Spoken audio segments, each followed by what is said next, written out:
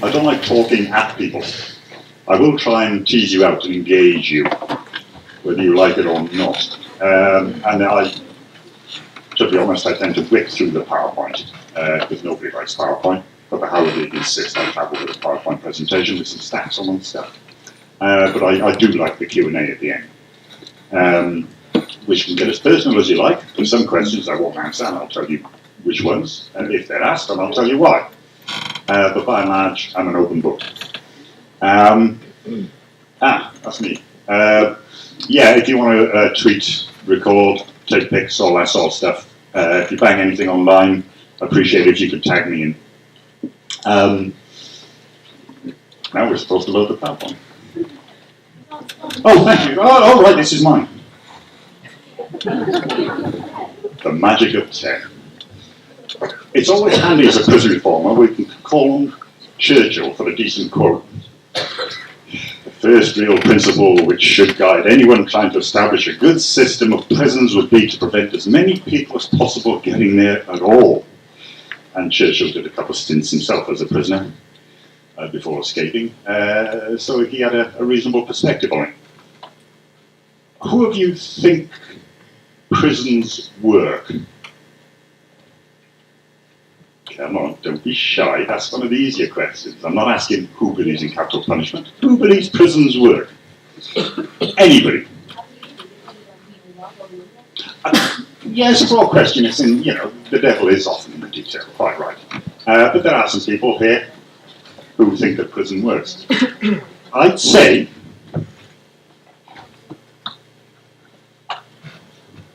it depends on what you want prison to do. And that's not a question we often ask, and even more rarely answer. What do we want from prison? Do we want it to be a punishment, a deterrent? Do we want it to be rehabilitation? Do we want it to be humane containment? We want, by and large, prisons to do all of these things. Strangely enough, they can't. You'll hear, well, God bless him, Chris Grayling, our esteemed Minister of Justice, talk now and again about a rehabilitation revolution in prisons. This is just a phrase that comes round every political generation or so. I say you can't actually have rehabilitation in prisons. Prisons are designed as a matter of public policy to damage and hurt the people within the walls. That's the point. How can you have rehabilitation? How can you have healing in an environment designed to damage? It's the equivalent of getting punched in the face and being given an aspirin, and then punched in the face again and given another aspirin.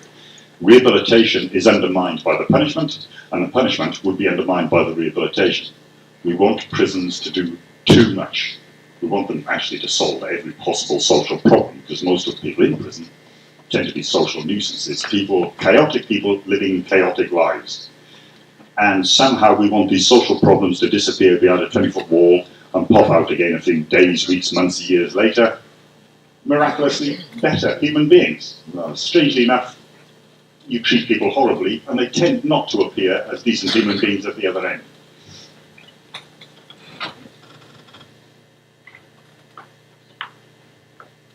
I love that one. It's another question we don't ask as a society. Prison is the default.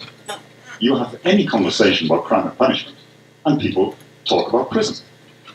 Even though it's a relatively modern human construction, a couple of hundred years old at most. What did we do before that?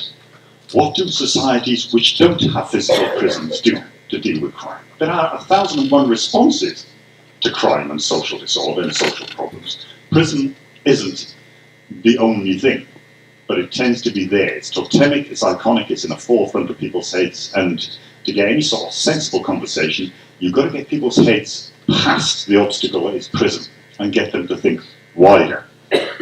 One of the ways is to ask who should go to prison. Most prisoners are short-termers. They'll serve less than a year.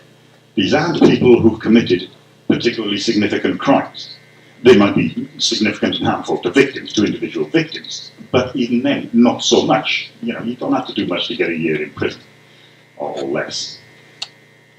And if someone only needs a year in prison, or weeks or months, do they really need to be there at all? That's the question. That's what really that strikes at the heart of. Who should go to prison? By and large, we'd all accept dangerous people should be in prison. People who cause serious physical harm to other people in the free society. I don't think anybody disagree if I said those people should be behind bars until they're safe. Are we on common ground here? Right, now I'm going to shift away from that and say you're all wrong. I say no one actually needs to be kept in prison. There are mechanisms whereby nearly anyone can be kept safely in society, if you wanted to keep them in society. By and large, we tend not to want them to keep those people in society. Should shoplifters go to prison? I saw, oh, there's the naked rambler. The guy keeps on popping up across my Twitter feed. Not with images, thank God. But he's a guy who's got this massive objection to clothes. He's been wandering around the country naked for years, and they keep nicking him and putting him in prison. I've yet to find out whether he wears clothes in prison or how they deal with him in prison. That's another interesting side of it. But should a man who just wants to walk around naked with a rucksack be put in prison? By the way, at a cost of 40 odd grand a year. Who thinks he should be in prison? You're all very liberal, see. What about shoplifters? I saw something the other day, someone got 6 weeks, they'd stolen 16 quid's worth of food, and they went to prison for 6 weeks. Really? Seriously? The problem there is someone has to steal food. Actual theft, I wouldn't say, is so much the social problem. The social problem is someone so broke they've got to steal to feed themselves. Prison, oddly enough, doesn't address that. We have nearly 100,000 people come through prison every year. 100,000. All serving less than a year. These people don't need to be there, I'd say. They really, really don't. They're social nuisances. They're not causing great social or individual harm. They're just people who other parts of the state or society have no particular response to, so they get dumped into the penal dustbin.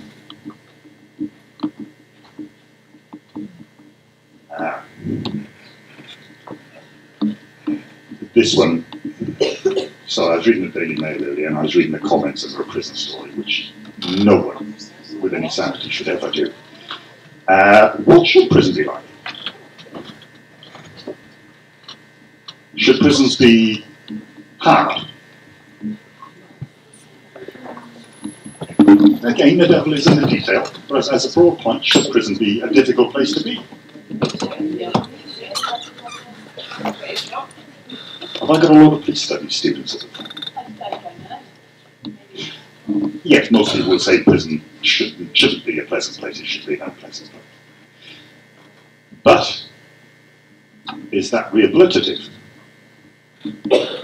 That question should only come after, as a society, we decide what prisons are meant to achieve. Only when you've got an answer to that do you design the regime to produce that outcome. Instead, we have a prison regime which is essentially about 150 years old. It's been tweaked, things do change. But there's been no thought, no one sat down and given significant, almost philosophical, principled thought as to what we want prison to do, and therefore how it's going to achieve it. What we have is ramshackle policy making. So you have strange things like in-cell televisions, which everybody thinks are just too stupid for words, in-cell televisions in prison. They came in about 2000. There's 20 years cultural references I've just mixed. Anything from 2000 we can have a conversation on. When it was decided to allow TVs in prison, and let's get this right, prisoners have to earn them through good behaviour, and they pay for them with genuine money. They don't, here's a free TV, Smith. No, it doesn't work like that. You earn it, and you pay for it. Some committee decided that Prisoners should only be allowed 9 channels on their TVs. Not 8, not 10, not 54, not 500 odd like I got at home, but 9 channels. Now I'm trying to work out, I'm trying to imagine a committee and how that went, trying to weigh up the rehabilitative aspects of television and the punitive aspects of removing television, and they came to a rough balance where everybody's happy with 9 channels.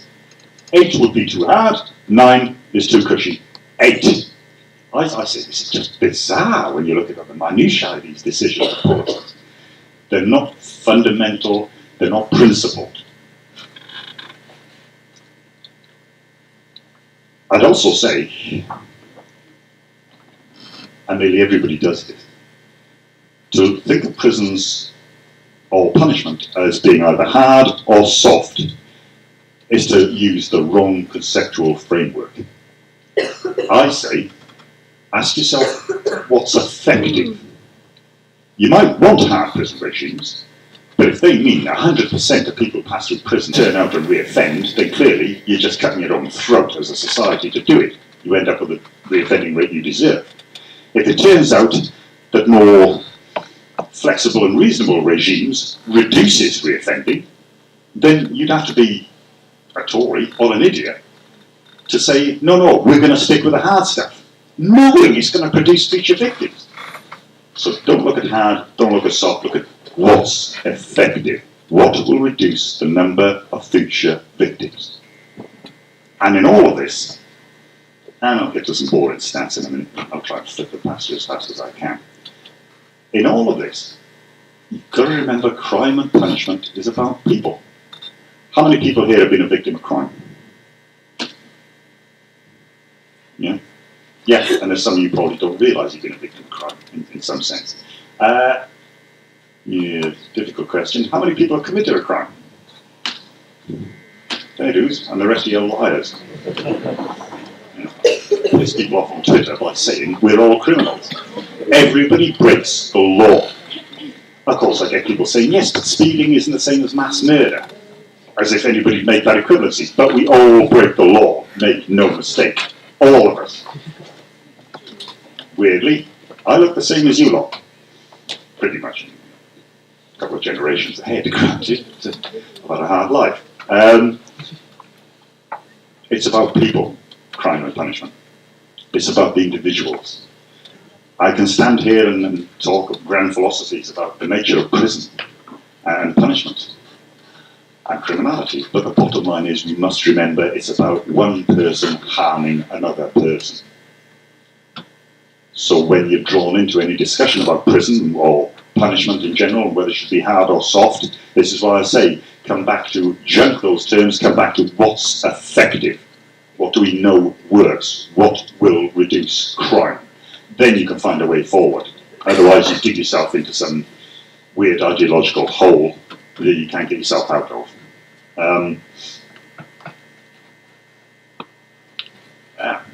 As I said, that question should be the first one.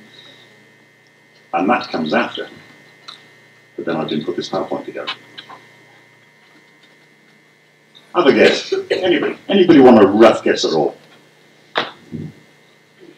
10,000, 20,000, 30,000, 40,000, 50,000, 60,000. Someone stick their hand up. 70,000, 80,000. That's the population of Wales, who should be in prison, but they're not. I grew up in Wales, it's not a nice place. 85,000, give or take.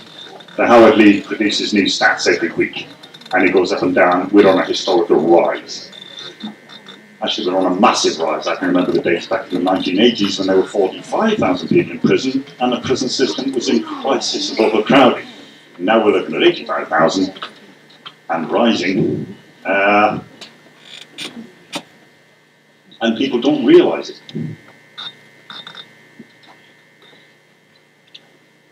That's what it was last year. Whoa. Oh.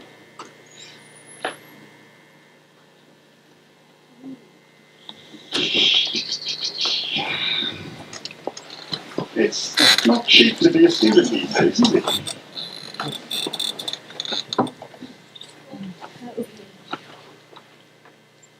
If you spent that much money on yourself and your own education or personal development or on your kids' education, you want to come out at the other end as if you've got a Cambridge PhD.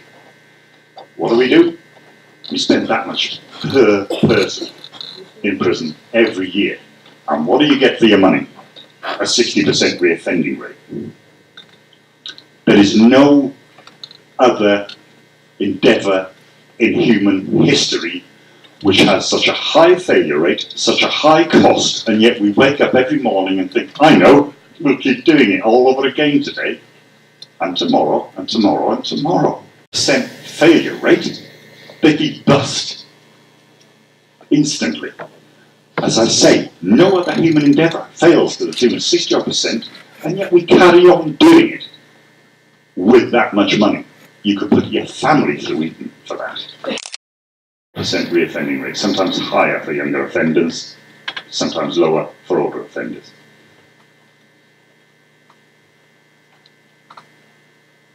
Problems in prison. No one appreciates. You say, oh, shame in a cell. Yeah, big deal. Except, I'm going to need those chairs.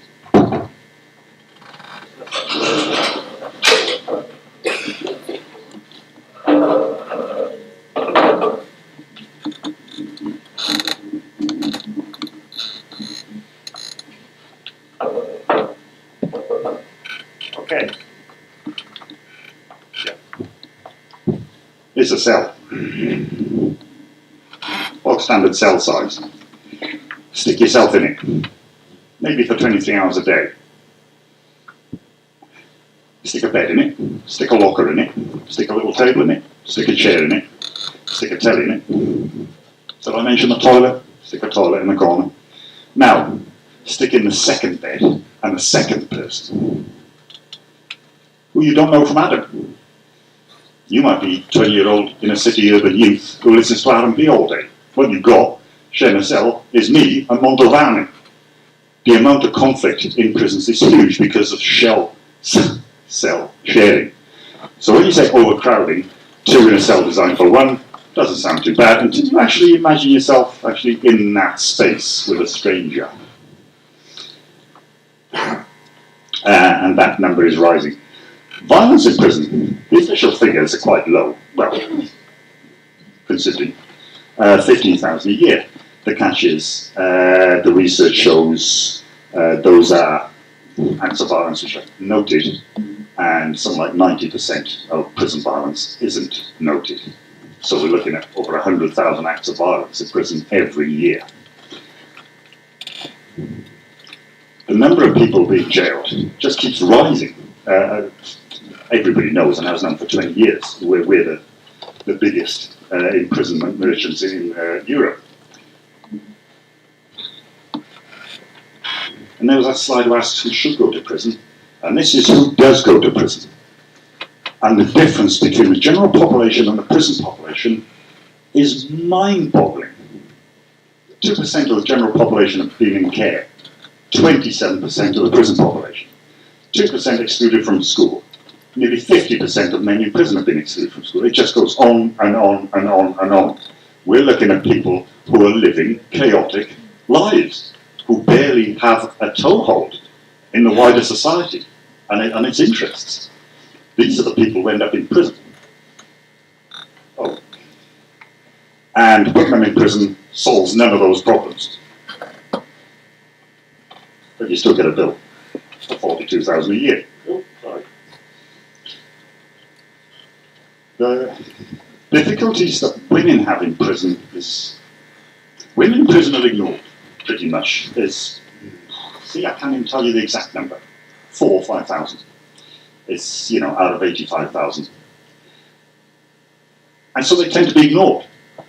Researchers look at the men's estate, policymakers look at the men's estate. Everything is done, and then, someone will remember the women and just fiddle around the edges and dump that policy on the women, whether it's applicable or not is here nor there. And their pasts are more florid and being more difficult than most male prisoners. Half of women have suffered women prisoners have suffered domestic abuse. The number of women in prison with children, something like 90% of them lose contact for a while with the kids while they're in prison. They end up going into care. This is not good. People forget about the ramifications of putting an individual in prison. You're not just dealing with that individual, you're dealing with their whole social network. As it is with victims, you're not just dealing with the victim, but the people around the victim. In part two. Yeah. Cheers. One thing is, crime hasn't shifted much. Prison population's nearly doubled, but crime hasn't shifted much. Who thinks sentences have been dropping over the last 20 years? Who thinks they've been going up over the last 20 years? A remarkably literate bunch. Most people say they've been going down. You read the press, sentences are on double. There's been sentence inflation for 20 years solid. It's just not mentioned. So people aren't necessarily committing more crimes or more serious crimes, but people are being imprisoned at higher rates and for longer. 78% increase in the number of people sent to prison for crimes that would previously received community sentences. 76%. 20% increase in those sent to prison for breaches of their parole license. That could have gone up this evening, by the way. I forgot to get permission to be here. I should be. I need to be with my probation officer at 2 o'clock, and I was sitting on the train thinking, damn, quick phone call, I'm seeing him tomorrow. I don't know if some of you might be law students, you'll know about the IPP sentences. It's a great Labour invention, a great knee-jerk response to tabloid crap. If you commit one or more violent or sexual offences, then we'll just give you an open-ended sentence, a life sentence. You'll only be released when you're assessed as being safe. The catch is, there's 5,000 odd of these people stuck in prison, serving. Now we're going to have to get a bit. We're going to have to unravel the life sentence here, briefly. Life sentences are split into two parts, or indeterminate sentences, split into two parts. There's the punishment and deterrence element, which is called the tariff. In my case, it was 10 years. You'll see was it Connick guy, the guy who killed his teacher, got sentenced a couple of days ago. His tariff was 20 years. So that's the punishment element. Once that's done, you stay in prison till you can persuade the parole board you're no more than a minimal risk to life and limb. If they think you're a risk, you ain't getting out. That's what it is. It's an open-ended sentence. The catch is with the IPP sentences is that they were brought in for very, they're not insignificant crimes, you know, how much crack kicked out in the pub isn't insignificant, but it's not the worst crime ever. What people might have got 6 months for, or £1,000 fine, they were suddenly getting open-ended sentences with tiny tariffs. I met a guy, he had a 3-week tariff. His crime was so insignificant, if the judge could have given him a fixed sentence, it would have been 3 weeks in prison. By the time I'd met him, he'd done 5 years out of that 3 weeks, because he couldn't persuade the parole board he was safe to be released. He couldn't persuade the parole board because the prison system wasn't designed to look after IPP prisoners. Labour brought them in. They believed a couple of hundred people, the most persistent offenders. This would catch about 200 of the most horrible people who were just generally running around in a pen and take them off the streets. It turned out the judges went crazy and sentenced thousands of people to these sentences. In the end, you know, last year the government abolished these sentences because they were a farce and unjust. But meanwhile, there's 5,000 people lumbered in prison, serving them. They can't prove to the parole board they're safe to be released because they can't undertake what's called offending behaviour courses. These are psychological courses in prisons, anger management, relationship skills and so on. They can't do them because the numbers on those courses weren't funded. Because it's predicted only a couple hundred people will get the sentence, all the regimes in prison weren't funded to do them. So if they can't do the courses, they can't show to the parole board they're fit to be released. It's not their fault, but they're stuck there. And the government is in no rush to let them out because one of them is bound to do something stupid and the Daily Mail will bounce on the minister. One of the reasons there's so many people in prison is that we've got so many crimes. There are crimes, I did just a quick Google, there are things you didn't even realise were crimes. You know, using a child in a dangerous stage performance, it's a crime. Yeah. That would get you on some sort of register if you use a child in a dangerous stage performance. There are some just bizarre. Why is it that Her Majesty's Official Receiver of Wrecks has his own little statute which says if you punch him on the nose, it's a big deal. I mean, assault is a crime. You don't have to say assault on Fred Boggs is a crime and give him his own law. This is just law gone crazy, and the last two governments, it's not a particularly political thing, the last two governments have just gone overboard and just produced laws as if banning something or highlighting something in statute will solve it. It doesn't. Murder's been like illegal forever. Still happens. There's just more laws. I better check. Okay. I speak for the Howard League. I don't necessarily endorse all of their agenda. We do have our disputes. But what are the alternatives to prison? Don't send people to prison for less than a year.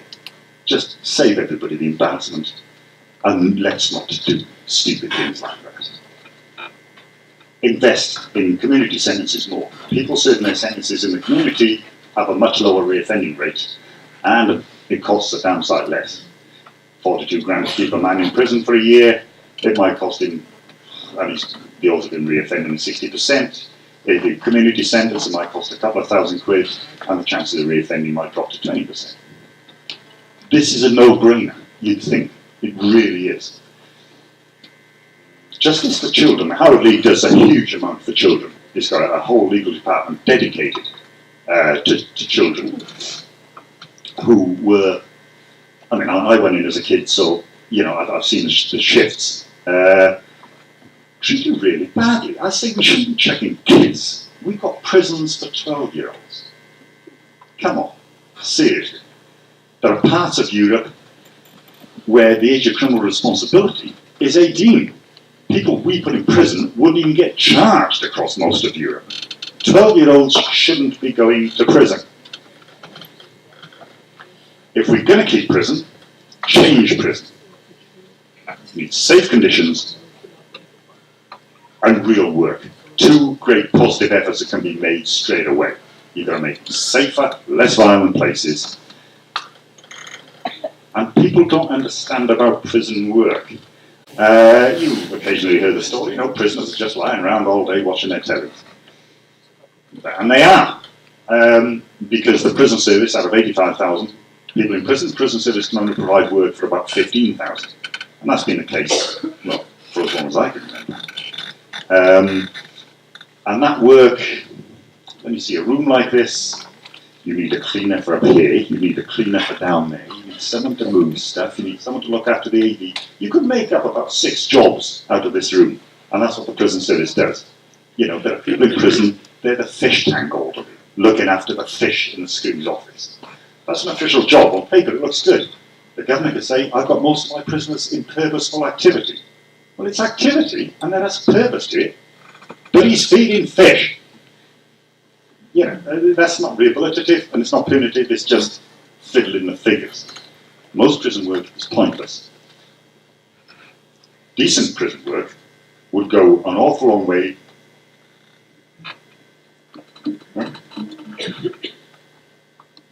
to actually helping people get back into society. And that's what it should be all about. Punishing people is just, that's the easy bit. Getting people reformed, rehabilitated, back into society, living a reasonable life. That's the difficult bit. And decent work, which gives decent prospects in the future, has got to be helpful. The Howard League invested in a project. It was a design and print studio in one of the London prisons, and it was doing commercial work. The guys were trained up. They did their outside contracts, they were fulfilling outside contracts, they were getting paid the going rate, I mean, as in a designer would be outside. Prison wages are about £7.5, £8. These guys were getting whatever designers get. They were trying to pay tax, they were making contributions to victims' charities, and they were learning commercial skills. And so obviously it couldn't be allowed to exist. It died. It died because in prisons you've got to have officers which will unlock your door and get you through half a dozen gates from A to B. The staff just weren't unlocking the workers and letting them go to work. Now, if you're running a commercial enterprise doing design, you can't phone up clients and say, sorry, it's just not happening. We agreed a deadline, but no, can't do it. You just lose your business. So the screws undermined it, and the government itself undermined it because there was no actual legal way for these guys to pay tax and national insurance. So they just had to stop. Now this is bizarre. This was a template business which could have been spread across the prison estate. People would have learned skills, commercially valuable skills, a work ethic, built up a pot of money to help them resettle on release, and make contributions both to taxes and to victims' charities. I can't think of a single thing that anybody can object to in any of that. I'll come to you in a second. So it's died. Yes. Well, it depends. So if you're talking about people that are living in debt and that kind of stuff, that needs to go to it, and I would agree. If it comes to people like rapists and paedophiles, I couldn't really care less how you live in prison. You couldn't care less until they come out and they're your next door neighbour. I would rather you let people that do theft and stuff like that and be able to earn a wage, but people like paedophiles and that kind of stuff, I would prefer that £42,000 a year to keep you in there better back. Yes, but that's not how it works. That's not how it works. Nearly everybody in prison's coming out. And they will be your neighbours one day. Now you've got to decide. Are they going to come out and you want them treated badly so that when they're your neighbour, they're just a snarling animal, or do you want rehabilitation? Actually, it turns out murderers have got the lowest reoffending rate, sex offenders have got the second lowest reoffending rate. I'm sorry, that wasn't the point for debate. I was stating a criminological fact. No, the fact is there. The fact's proven. The facts are in.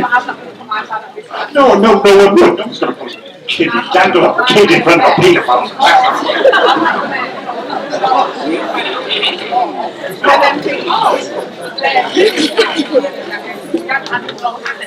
The cash. No. Hang on. Can I get a word into my speech, please? Can I get a word into my speech, please? Yes, I know you said it. Right, hang on. Do you know how sex offenders are treated in prison? I don't really care as long as it's all. I just want to make the point. Are you talking from knowledge or prejudice? Prejudice, and I don't. Fair enough. You may have to shout. Sorry, I'm third year, I saw your door. I do want to know I can't hear you. the person at the front, why is it that you don't care about the rights of paedophiles, you care about the rights of thieves? How are we able to balance that? You said you want to be able to have a balanced rehabilitation and punishment rate, but then how could you say that the paedophile is all right for one, but it's not all right for the Well, what I'm saying is, from when you took away the rights of the child and ruined that child's life, why would I care how you got treated in prison? Because it's in your self-interest. Yeah. It is in your self-interest that people are treated decently and rehabilitated. But they're not. But they're not.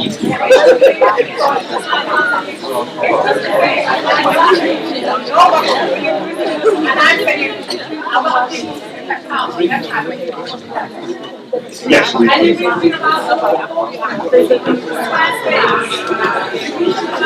I beg your pardon. complaining about yes, none of us, yes. Right, let's draw a line under this with one last statement. Do you want to come up?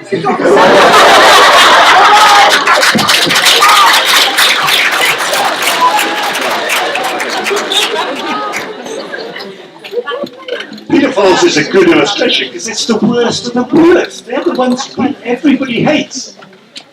Really? I mean, you were honest enough to say you weren't angry from knowledge, but from prejudice, as you said, and that's just what most people do on these things.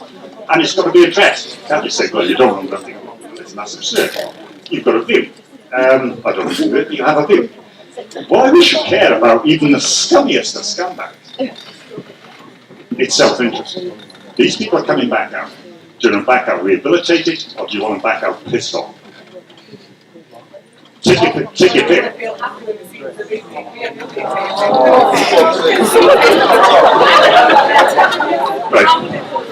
Right. I really, we've got nothing more to say until you've gone along, looked at the stats of the offending rates,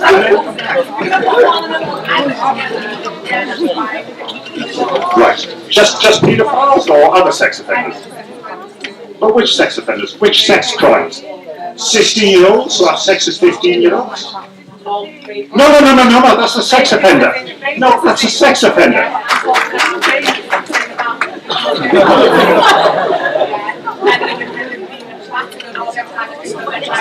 So, we're not talking about fundamental principle and arguments here. What we're talking about is you want to keep in prison everybody you don't like. There's a job waiting for you at the Daily Mail.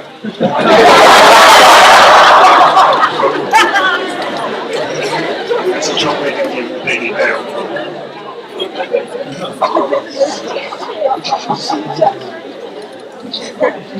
Is there a slide still going on behind me? I don't know. Yeah, I can ignore that. Next. Yes. Yeah. No, we'll come to the end of this and then we'll get to the Q&A, which is clearly going to be a downside more interesting.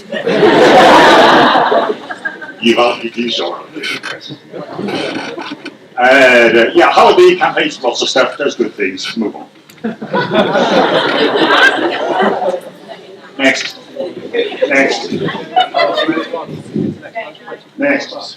One of the, yes, you can become a member as a student, cheapest chips. How much is it? £3. Yeah, if you join as an individual, the main organisation, yeah. And if you've got an interest in crime and justice, you don't have to particularly believe in Howard's agenda. But if you have an interest in the subject, it's a great organisation to belong to.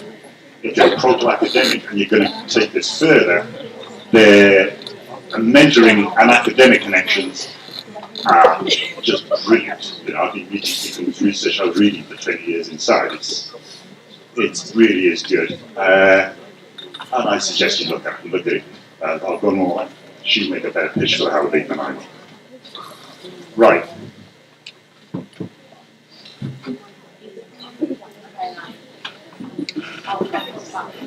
Yeah. Excellent.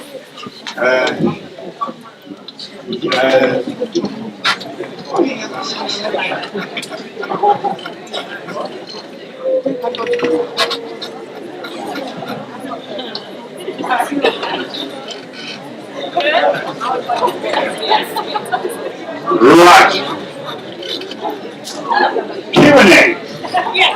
The prison system, crime and punishment, politics, me.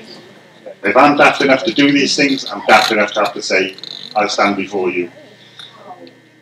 I've got to take whatever questions you have. As I said, there's some I may not answer, but I'll explain that along the way.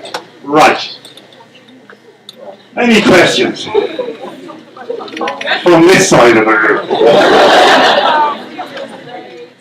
You might have to shout, I'm sorry.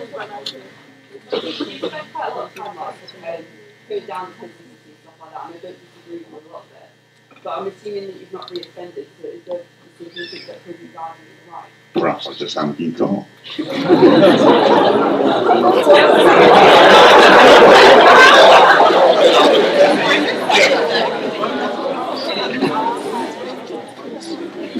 random stuff from the previous presentation, random pictures.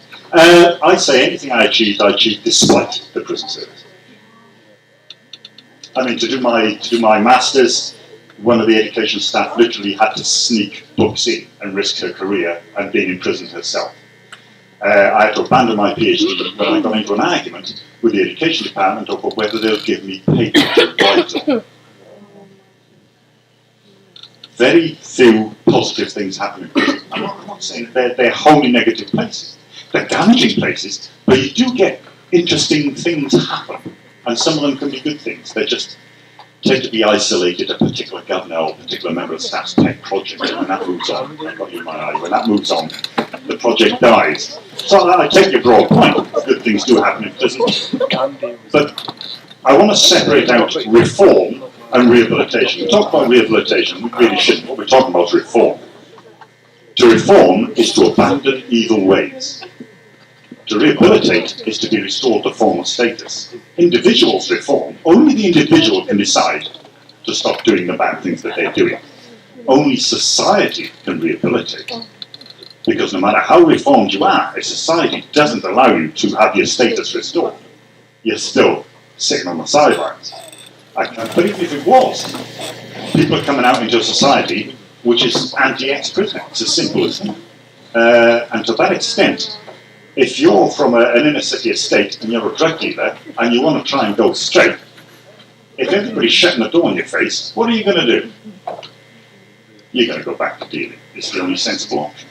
To some extent, and it is a contentious thing to say, but to some extent society gets the reoffending rate it deserves. Who's it now? Wow. Sorry. Yeah. So, yeah.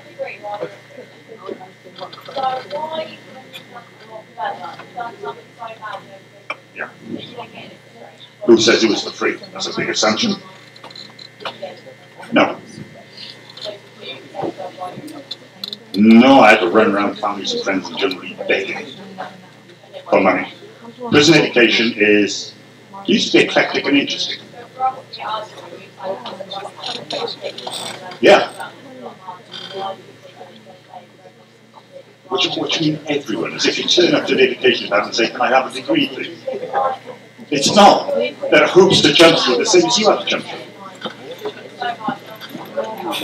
Yes, it is hard for you to get an education, but who said it was easy for prisoners to get an education? There shouldn't be an educational option. This is interesting.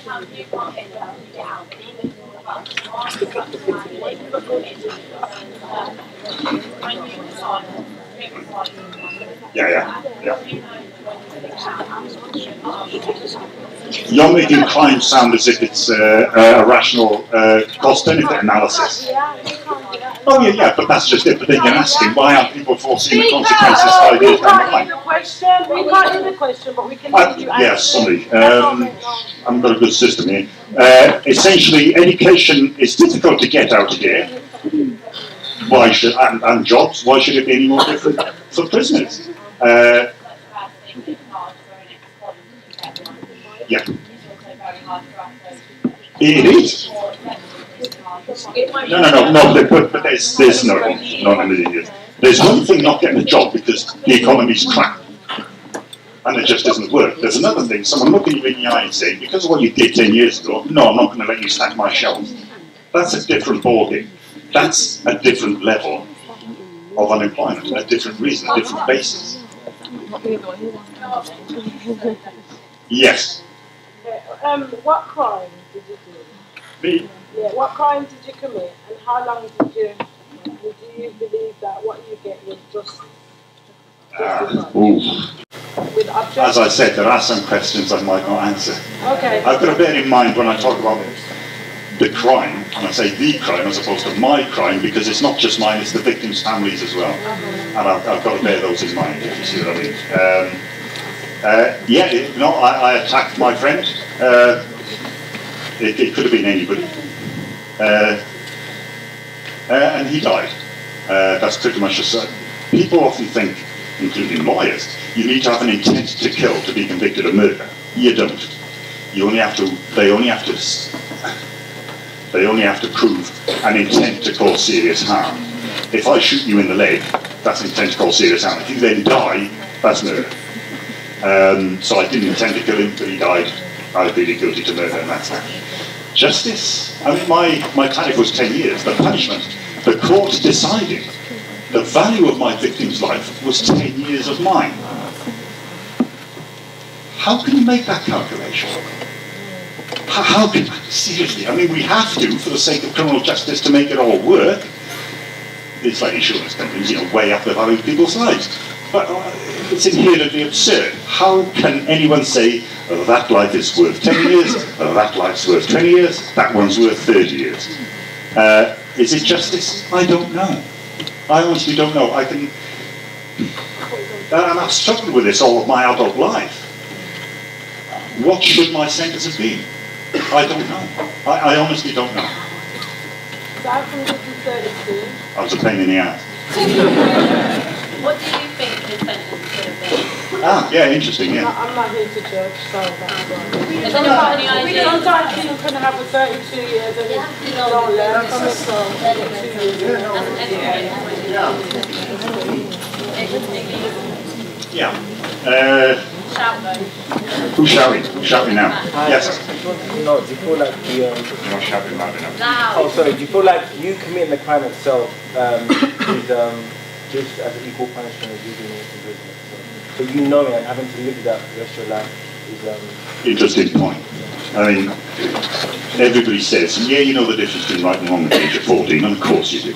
At 5. Actually appreciating the consequences, that's another thing altogether. When you're 14, a year ahead is an infinity. 10 years, my God, it's the other side of the universe. Everything, your perspective isn't as it is, now I'm 49 and beginning to fall apart. As the years have passed, the more I live, the more I do, the more I appreciate what I've deprived him of. And that's not a weight that lessens over time, it's a weight that grows over time. I note, I'm not a religious man, but I note Cain and Abel. Cain was sent off, killed Abel, his brother Abel. God sent him off to live in a foreign community. That was his punishment, with the mark of Cain upon him, just so everybody could see what he had done. He was given no other punishment. I don't know. But it is an interesting point, and a subtle point that most people don't think about, so I appreciate that. Did you commit more crimes than I had an illegal mobile. They called that near the end, but that was neither here nor there. No, it wasn't a criminal offence at the time. I probably did.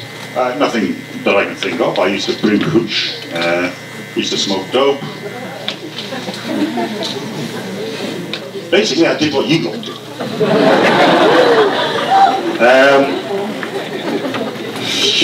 As I said, no, there's no violence on my prison record, which is more pertinent, I think, as to whether I had the old slip. No, it was... Prison service doesn't like challenge in any way, shape or form. It doesn't like being questioned. And if there's one thing an idiot will hate, and that's been asked, why? Because they haven't got an answer, and the prison service, by and large, hasn't got an answer to the question why, except, well, we're bigger than you and we're going to make you do it. It doesn't work with me for some reason. I just dig my heels in even harder.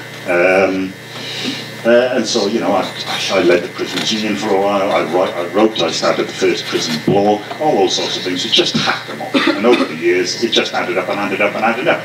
The parole board were perfectly happy with me. They recommended me for 10 years to go to open prison as a prelude to release. For 10 years, the Minister of Justice overruled it. So, I was a good boy, but I wasn't a total bastard. Not to the extent that I should be back in. Yeah. Oh, pardon? That one was first, then Where are we? Shout, please. When you came out of prison, what type of support system did you have when you came out? Did you have any family or friends, or did you have to do it all by yourself? Right, yeah, family and friends, yes. I thought you meant some sort of official support system, which is quite funny. I was fortunate in that I had a partner. yeah, there's a bit written about us in public, so I can talk a bit. I tend to keep it in the background because just because I'm here doesn't mean I have to drag her with me, so to speak. Yeah, I had a partner, and so improbable but true. She's actually my third, and so I probation had a fit of generosity or stupidity, one or the other, and let me go and live at home with her instead of bunging me into some crappy probation hostel. So I did have her around me. That was a good thing and a bad thing. In that, obviously, who the hell wants to live in a bail hostel? You know? But at the same time, she shielded me from all of the minutiae of daily life. I got to work, get the money, dump it on her. She made sure, everything was working and the food in the fridge, lights, all the things I didn't have a clue what was going on. She kept it ticking over. When I had to live by myself, I suddenly woke up on my first morning realizing I didn't have a single clue how to get electric, how to get gas, who do I phone to keep all this going? And then I had to open bank accounts, all this sort of thing, So I sort of got re-released for a sort of second time and hit all the problems she shielded me from. But I'm so glad she did. But this second year's been a lot harder, obviously, than the first year. But yeah, an official support doesn't exist. I know you don't really like prison system, so what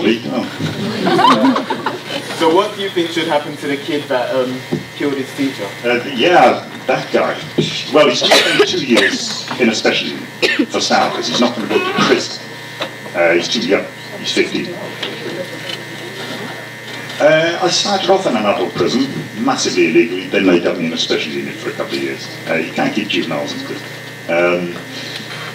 And that'll be interesting, because those couple of years before he goes off to be a YP, or YOY, or whatever the hell they call them this week, a young prisoner, he's going to be interesting. These are seriously formative years.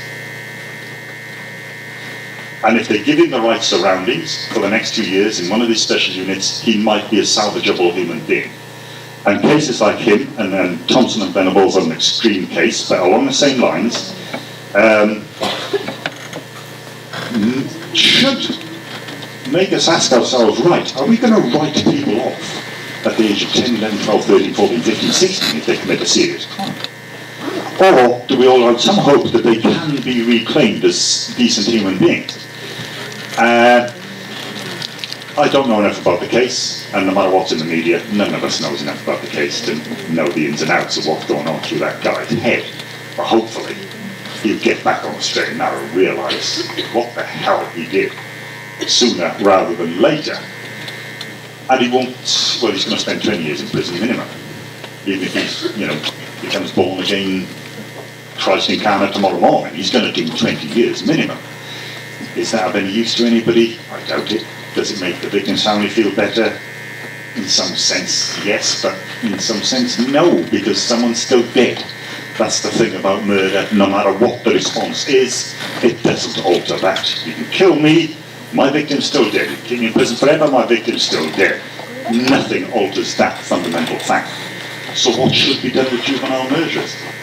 Initially, they have to be detained and contained, because you don't know how dangerous they are.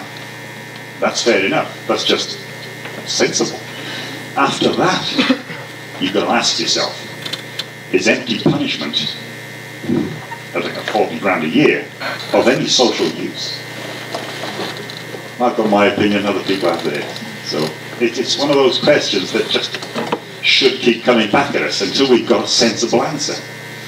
And I note that most juvenile murderers, there aren't that many, nearly all have gone on to live reasonable lives. Not particularly successful lives, as I say, try getting a job with that criminal record. But reasonable lives. And some have done spectacularly well, but you don't know who they are, and I'm not going to tell you. And we'll get to see how I'm going to do.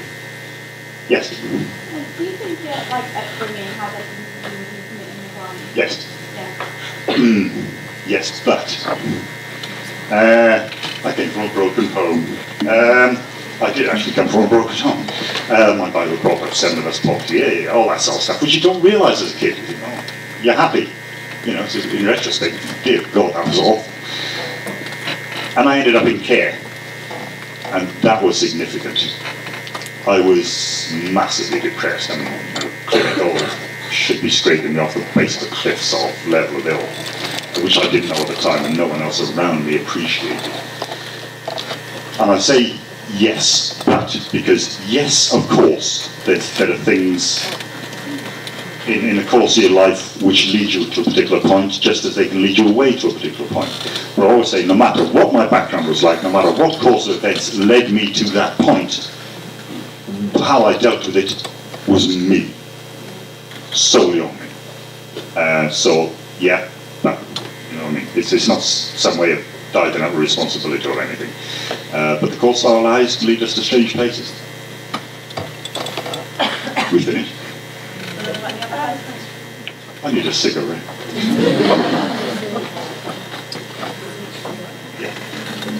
What was your work experience when you was in prison? Work experience in prison? Your work experience? Well, worst experience? My psychiatrist has currently treated me for PTSD for the beatings I used to get down the segregation unit in Dartmoor prison. That was probably my worst experience. 9 months having the screws kicked the 7 bells out of me day in, day out. That sort of thing doesn't happen in Dartmoor now, it happens in Franklin instead. Yeah, there are bad things happen in prisons. That's prison. Yes? What are your opinions on the fact that prisoners are given the right to vote? Yes. Of course prisoners should have to vote. Which has got nothing to do with the European court, so they're just not just wrong, they're stupid. I can't get a bit heated on this one. I've been banging on about this for a long time. There's a friend of mine, John Hurst, who won the case in the European court. John's a strange guy, he's autistic, so he doesn't relate well. And he killed his landlady. It was manslaughter, but he killed his landlady with an axe. And he will seriously argue with you, yes, but it was the blunt edge. That's important. In his head, that's important. But he took the case, won it. Very few people, particularly people who've got an opinion on it, are bothered reading the European Court judgment. Nobody reads the European Court judgments. I advise you to. They're fascinating. There's the reasoning across 50 pages. And you can see it. It's not just a Daily Mail headline. You can see, oh, that's why they said that. Yeah, that makes sense. I might not agree with it, but at least it's a coherent chain of thought. Prisoners are part of society. They're in a segregated part of society, but they still remain part of society. If the economy is going badly, if there's political upheaval or nuclear war, prisoners are affected by it. Prisoners have families and friends. Health policy affects how their kids are immunised. Education policy determines how their kids might grow up. All of these things, prisoners are affected by. No one, least of all the government who hates the idea, has been able to connect voting with crime and punishment. What's the logical connection? You may as well say prisoners just all hop on their left leg every Tuesday. I mean, there's no particular connection between voting and prison. Or clowns and prison. Or tiles and prison. I mean, it's just weird. Prisoners are part of society. I take it as a default in a modern democratic state. Everybody should have the vote apart from lunatics. And probably half of them, to be honest, because they might do a better job of it.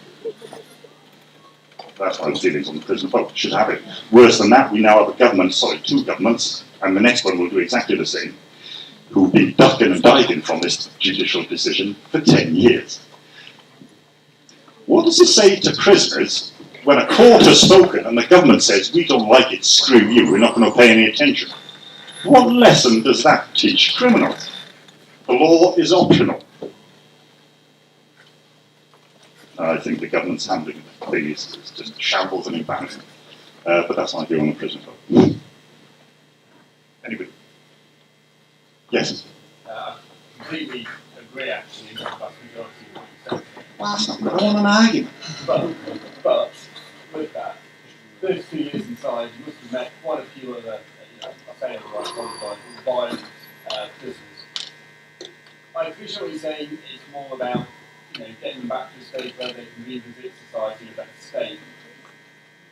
There must, however, be people that you thought that guy really shouldn't be let out. So once you amongst my peers, yeah, I mean, lifers tend to mix amongst themselves. You don't want to sit down with somebody who's been 6 months who's talking about what he was doing last week. So you tend to, lifers tend to mix amongst. And amongst them, over the years, there was a handful, yeah. If I was in their cell, I'm sitting near the door. They're not getting between me and the door. They're fine. A cup of tea, have a chat, all the rest of it, they're fine. But there's something about them, no. Yeah, but as I say, that was a handful. And I didn't particularly know them or their case. It wasn't as if I was making a coherent forensic judgment here. It's just, I don't trust you, mate. And I certainly wouldn't want you living next door to me.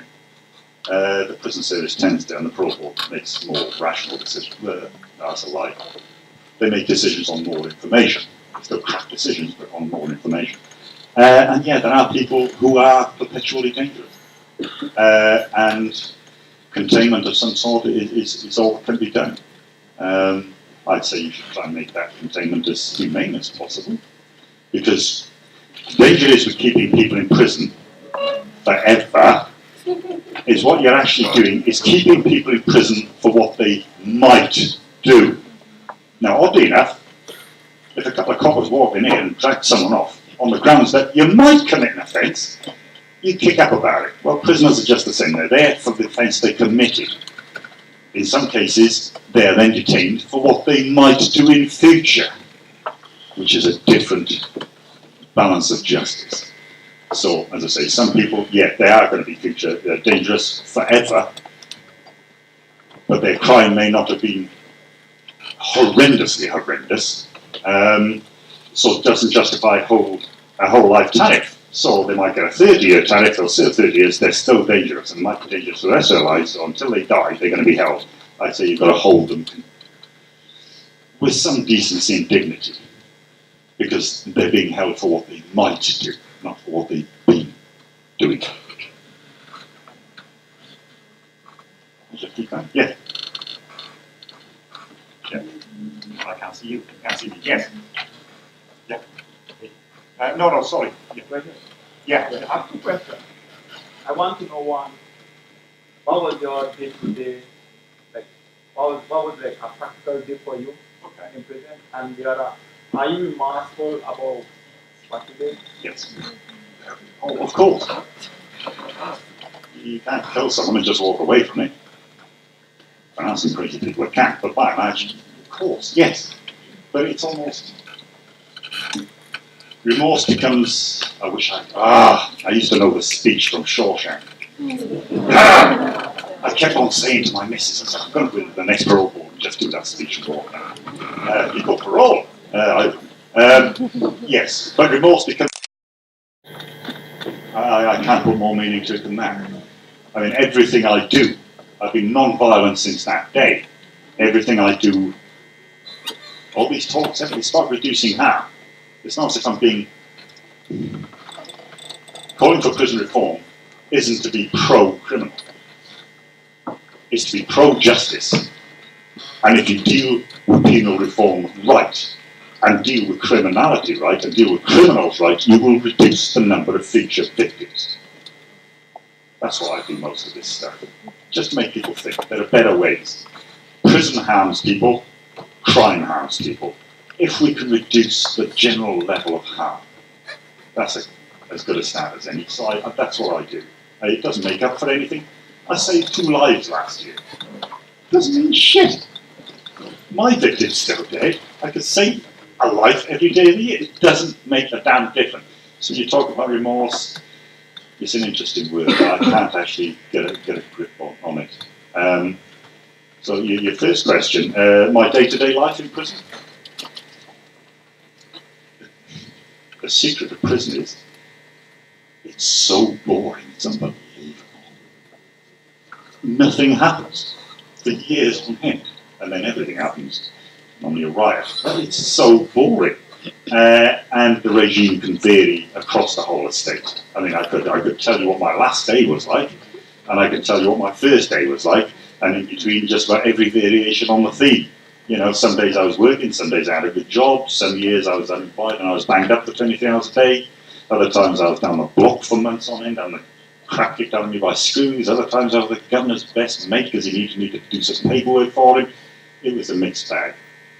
But by and large, as a general rule, most prisoners will be fed between 8 and half 8 in the morning, fed around 12, fed around 4, and banged up around 6. And you're banged up in between all of that. It's dull. It really is dull. Yeah. How do you deal with the like day-to-day judgment from other people who know what you've done? I haven't had any. Face to face. My Twitter feed can get a bit lively sometimes, I can but no, it's a general proposition.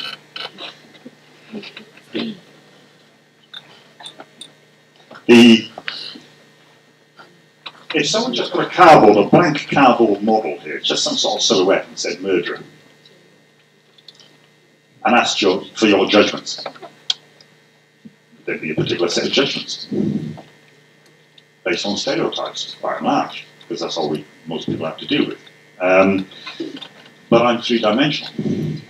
It's a lot harder to do stereotypes when you're dealing with someone who's hopefully half cogent, half literate.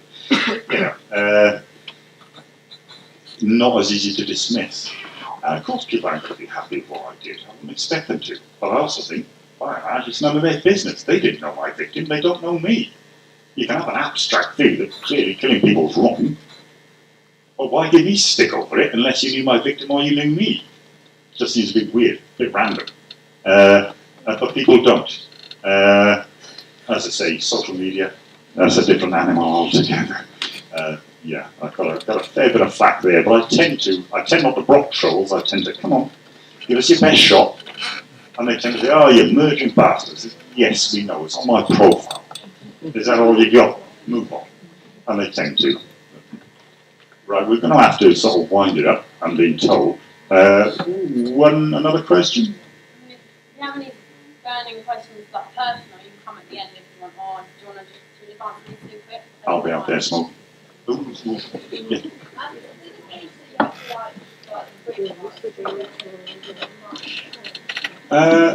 By and large, prison staff, sorry, for those who didn't hear the question, do prison staff treat you differently according to the nature of your crime? Some staff are quite professional, some not so much. Some staff just hate working with sex offenders. Yeah. Most staff love working with lifers. Murderers are the sanest, most stable people in prison. True, the amount of violence on lifer wings is much less than amongst the short-termers. Of course, when a lifer does violence, it's discreet, but you'll remember it. Whereas the short-termers, it's messy and trivial. So yeah, staff do. Staff tend to like older, more stable people who aren't. Everybody in all walks of life, prison's no different, gravitate towards an easy life. And so lifers just get on with your bird for the next 20 years and don't cause any problems and don't make huge demands on the staff. Whereas sex offenders, being short-termers, there's more paperwork, more courses, they might make more demands on staff as a group. So as well as the prejudice against sex offenders, there's also the prejudice against staff actually being asked to get off their ass and do their job. So yeah, yeah. Right, is this the last one?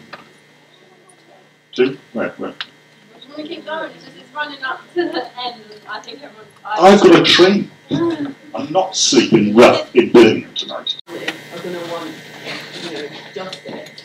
What do you do? Well, that's a fascinating point. There's always one question to which I haven't got a sensible answer. And you've got the one to know. Yeah, if you do commit, if it's genuinely an accident, it's not as if you dropped a biscuit. But, there was no intent, you might have been a bit careless, but you couldn't foresee this horrendous outcome. Yeah, how much rehabilitation does someone need from that? Mind you, I can put the same question back. 99 out of 100 murderers never commit a second murder. So, do they need to be rehabilitated? Or do you just find them guilty in court and say you can go home now, you're safe? Yeah, I wouldn't take that chance, but yes? I'm just wondering what your opinion is on capital punishment. I'm against it. Yes.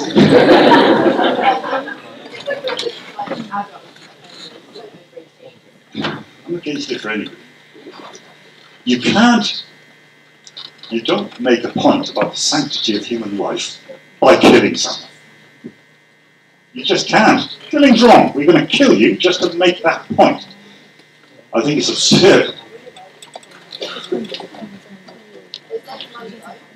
It does save money. No, it's true. Yeah. It saves money, but it degrades. I'd say some things are priceless. Human life's one, and it's a bit weird because I tend to find myself taking the hardest line on the sanctity of human life in any room I'm in, and I'm the bloody murderer. Two, it serves no point. Literally, it serves no point. Might make some people feel better briefly, but it doesn't resurrect any victims. It degrades all of those involved. I've got a friend of mine, he's getting on a bit. He was a witness at one of the last executions in the 50s. And just the description he gave me, yeah, thank you very much. You know, I killed, I know what that's all about, but I wouldn't want to be a witness to that whole farce. And life should be more sacred. Everybody's.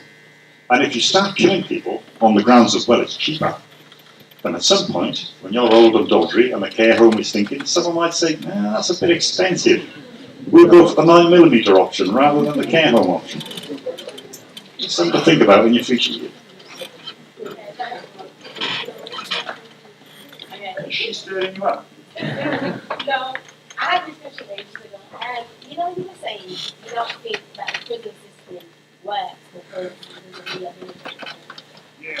And I agree on some levels, but how is it actually possible to say that it doesn't work because of the rehabilitation and it's half functioning or whatever, if you're not actually looking at the individuals and their mental state and the crime that they're committing?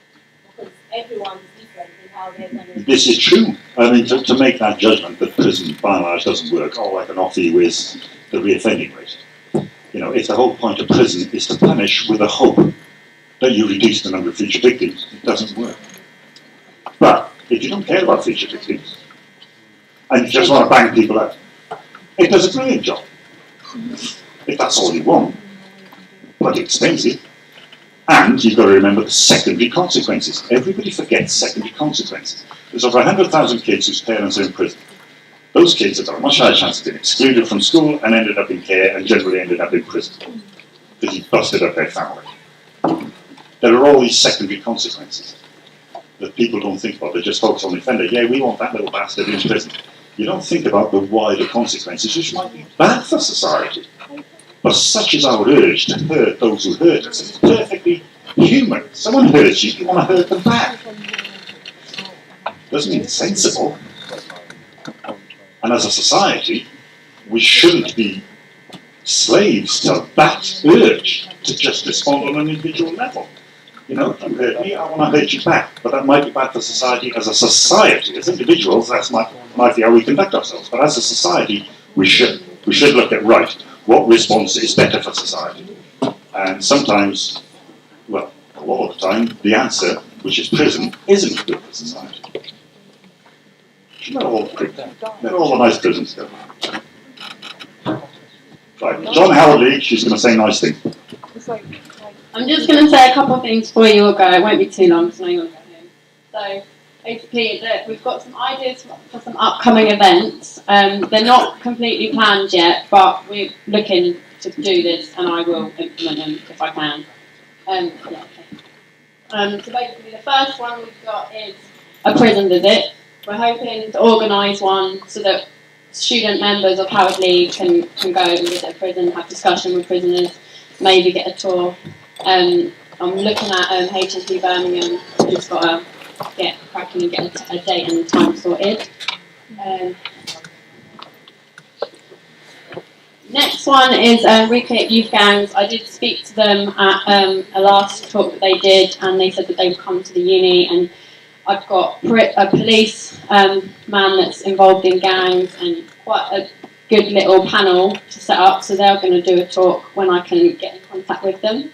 And also, we're going to organise a Howard League social sometime next year. So it's going to have a criminal justice theme. So if any of you are interested in any of these events, then please sign up.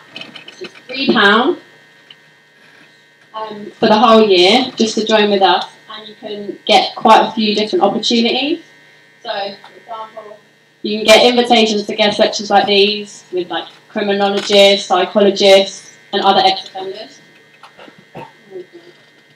You can get free resources for your coursework, which might sound kind of stupid, but it can be really helpful, especially if you're a criminology student. You can get the chance to get your master's degree paid for at BCU. So I don't think it's just down to criminology. You can get law, psychology, but I've just got to look into it. So if you're interested, let me know. And also other social events.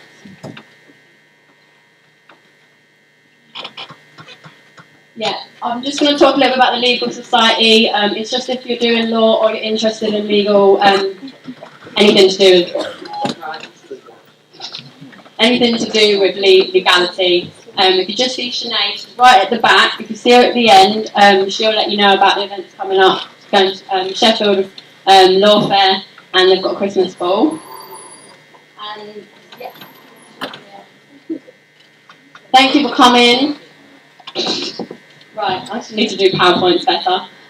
Thanks for coming. Here's all the details. You've got them on your tables. If you've got any other questions, then we'll come back. Please sign up if you're interested in anything, because all the other events are just going to be Howard League members. And if you've got a minute, do the evaluation form for me. It'll be really appreciated.